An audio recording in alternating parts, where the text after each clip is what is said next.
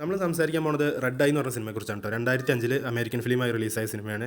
ഈ സിനിമയിലെ പ്രധാന കഥാപാത്രങ്ങളെ ആരൊക്കെയാണ് അവതരിപ്പിച്ചിരിക്കുന്നത് പറഞ്ഞാൽ നിങ്ങൾക്ക് നന്നായിട്ട് അറിയുന്നവർ തന്നെയാണ്. ഒന്ന് നമ്മളെ കിലിയൻ മർഫി, പിന്നെ ഒന്ന് റേച്ചൽ മെക്കാഡംസ് എന്ന് പറഞ്ഞ ഹീറോയിനും. ഇവർ രണ്ടുപേരും ഇപ്പോൾ ഈ വർഷം എന്തായാലും കുറച്ച് പേർക്കെങ്കിലും നല്ല രീതിയിൽ ഓർമ്മ ഉണ്ടാവുമെന്ന് എനിക്ക് തോന്നുന്നു. ഈ പീക്കി ബ്ലൻഡേഴ്സും അതേപോലെ തന്നെ ഓപ്പൺഹൈമറൊക്കെ കണ്ടിട്ടുള്ളവർക്ക് കിലിയൻ മർഫിയെ കുറിച്ച് ഞാൻ പറയേണ്ട ആവശ്യമില്ല. സെൻ ഹെൽപ്പ് എന്ന് പറഞ്ഞ സിനിമ കണ്ടവർക്ക് റേച്ചൽ മെക്കാഡംസിനെ കുറിച്ച് നന്നായിട്ട് അറിയാൻ കഴിയും. അപ്പോൾ സിനിമയെക്കുറിച്ച് പറയുകയാണെങ്കിൽ ഒരു 5 സ്റ്റാർ ഹോട്ടലിൽ ജോലി ചെയ്യണ ലിസ എന്ന് പറഞ്ഞ കഥാപാത്രം, പിന്നെ ഒരു അസാസിനേഷൻ നടത്തിക്കൊണ്ടിരിക്കുന്ന ഒരാളായിട്ടുള്ള ഒരു കോൺട്രാക്ട് കില്ലറായിട്ടുള്ള കിലിയൻ മർഫിയുടെ ക്യാരക്ടറാണ് ഈ സിനിമയിൽ മെയിൻ ലീഡ് ചെയ്തിരിക്കുന്നത്. ഇവർ രണ്ടുപേരും ഒരു പൊസിഷനിൽ വെച്ച് കണ്ടുമുട്ടുന്നതും ശേഷം ഈ റേച്ചൽ മെക്കാഡംസിൻ്റെ ക്യാരക്ടറിനെ കൊണ്ട് ഇയാൾക്കൊരു കാര്യം സാധിക്കാനുണ്ട്. ആ കാര്യം എന്താണെന്നുള്ളത് ഞാൻ പറയുന്നില്ല, പറഞ്ഞു കഴിഞ്ഞാൽ സ്പോയിലായി പോകും, അതുകൊണ്ട് അത് പറയുന്നില്ല.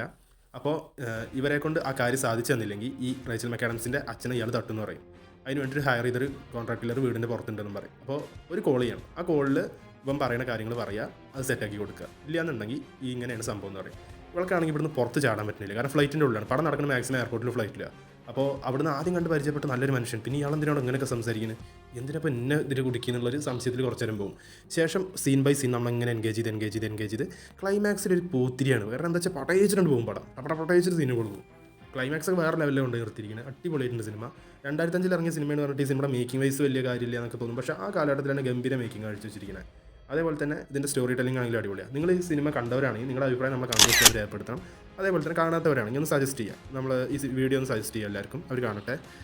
പിന്നെ ചാനലിൽ വരുന്ന വീഡിയോസ് ഇഷ്ടപ്പെട്ടിട്ടുണ്ടെങ്കിൽ നിങ്ങൾ എന്തായാലും നമ്മുടെ ചാനൽ ഒന്ന് സബ്സ്ക്രൈബ് ചെയ്യുക, ലൈക്ക് ചെയ്യുക, ഷെയർ ചെയ്യുക.